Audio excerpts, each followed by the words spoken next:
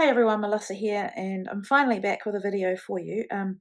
I did do a video for my last layer, and then I caught COVID and had it quite bad for a couple of days, and wasn't able to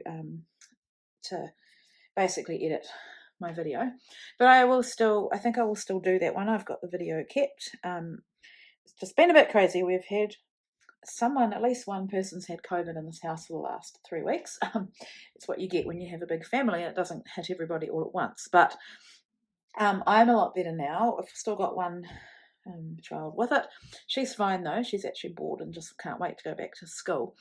So what I've got, and if you are over on the Cocoa Vanilla Studio Facebook group, I shared a sneak last Wednesday of some products I pulled out to work with. Didn't know what photo I was going to use at that stage, but this is them here. So the accessory stickers, I always get these named wrong, wood buttons, the A5 paper stack. I want to use this as a background.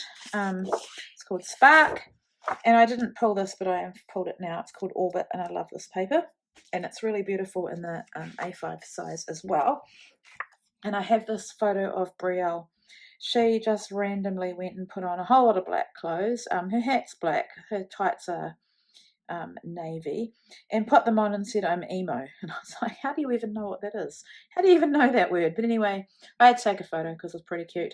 So I thought I would use this paper. I'm going to hand cut. I'm not going to use my Cricut, but hand cut the word emo ? And that is kind of the basis for my layout. So I'm going to get started. Okay, so I do want to apologise for my voice. I have just like this post-viral cough and my voice is a bit funny. So here is me just hand drawing the word emo. I was going to do a question mark, and then because my design changed from what I had originally planned, because I want to hang these off some strings down onto the page, I decided to not do a question mark, because then I'd have the period part of the question mark wouldn't be attached, it would kind of be floating, but you'll get what I mean when I do this. So I drew them, flipped them over, and then put them on the back side of that paper, and that way when I turn this over, I'll get the E the right way around. So that's the easiest way to do it. You could do it on your Silhouette or Cricut. I just decided I wanted the uneven hand cut look rather than the perfection or the perfect perfectness, I'm going to say, of if I did it on my Cricut. So just distressing the edges with some interest, and then this is it's like a translucent, is it shimmers? Nuvo, a translucent Nuvo product. It's really, really pretty. It's quite subtle and it's kind of hard to see in my photos, but you can see it here. It's definitely there. When I look at it in person, like it's got translucent pieces of, I guess it's like a glittery product through it. It's a mousse, I think it is. Anyway, that is that. So it dries really quickly, and then you'll see that I'm using my bone folder to apply this other product. It's very shimmery. You could use a palette knife. I just couldn't find it. My kids help themselves to my trolley all the time, and which I don't mind, as long as they're not. I really want them to put things back. That would be helpful, but they don't always. Anyway, I've got to have a bit of grace at the moment because we have had kids home for quite a long time. So I just put that on, and I've put it behind each of the letters. And now I'm just cutting up some of this craft foam to lift up these letters. And it's adhesive backed on one side and not on the other. I wish they would make it with both, but then I've got to remember it's not made for scrapbooking. It's actually made for people to do activities with foam. So I've got this baker's twine. I've just hung it down from each of the letters, placed it, I'm sort of imagining how each letter would hang, and then placed or tied on the twine accordingly. So it's all dry and sitting there ready to go. I needed something behind my photo. I always print a white border. I was going to use that. There was a phrase on that cut apart, but sort of this layout is like, it's kind of a joke layout. She's not an emo kid at all. She just thought it was funny, and the phrase I was using kind of supported the emo thing. I don't want to do that because I don't know, I didn't think it was appropriate. going along with the theme of my layout. That's what I'm trying to say. But that one of a kind is definitely appropriate. She loves to dress up. She loves to play fashion shows with Ava. So Brielle is actually going to be 8 on Friday, Good Friday, and Ava is 5. And they'll get their clothes, decide on a colour or theme, and then they'll pull all their clothes out, which is quite annoying sometimes, put on the colour or whatever the theme is, and leave all the rest of the clothes on the floor. Or they'll do like multiple clothing and then do a fashion show for us, and it just ends up, it's really cute, but it ends up being a giant mess. But anyway, so here I have splattered some Lindy's Gang Magicals and also just some really old Heidi Swap, and just drying it off between each layer. And I love, if you dry it off, I think it makes it, it does something to it. It adds like a little halo around each of the splatters than if you just left them. But if you don't have a heat gun, that's fine. And here I am just positioning these letters now and stapling them.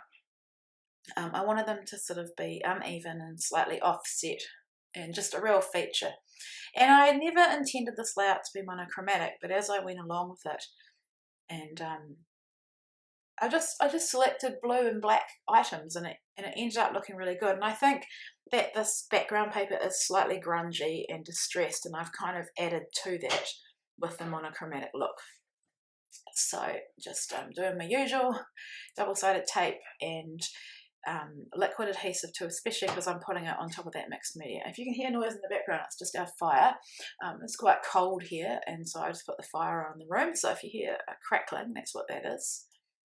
So just positioning my photo, also offset my photo, so the whole thing is, I suppose it's showing some movement, even though it's not moving. It's got the illusion of movement. So that one of a kind is perfect, just popped up beside on a pop dot. It's got, these chipboard pieces have really good adhesive on the back of them. You don't really have to add anything else, which is great. And then just looking for appropriate phrases. What's that one? Out of this world. I thought it was good. Kind of funny. A blue arrow kind of pointing up to the photo. And then just looking at these accessory stickers. And I use the Stay Weird sticker, because this is kind of her being funny, being a bit weird, being a bit funny. And then I pulled out the embellishment die cuts, or ephemera die cuts, that I'm just going through, and I found, I just love the stars in this collection, so I'm using a few of them, just positioning them on the letters.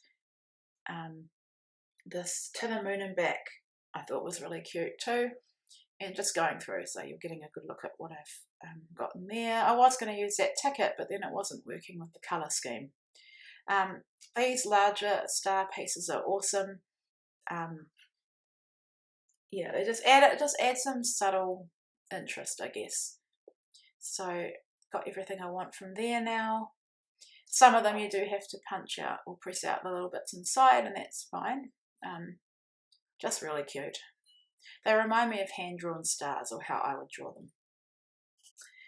Okay, so just gluing down this big star now, and loving how that's all looking. Really wanting to feature that background paper as well. So another couple of stars. I love that there's all different types in this pack and in this collection. So yeah, I think at this point, what am I going to do next? Oh yeah, add another one.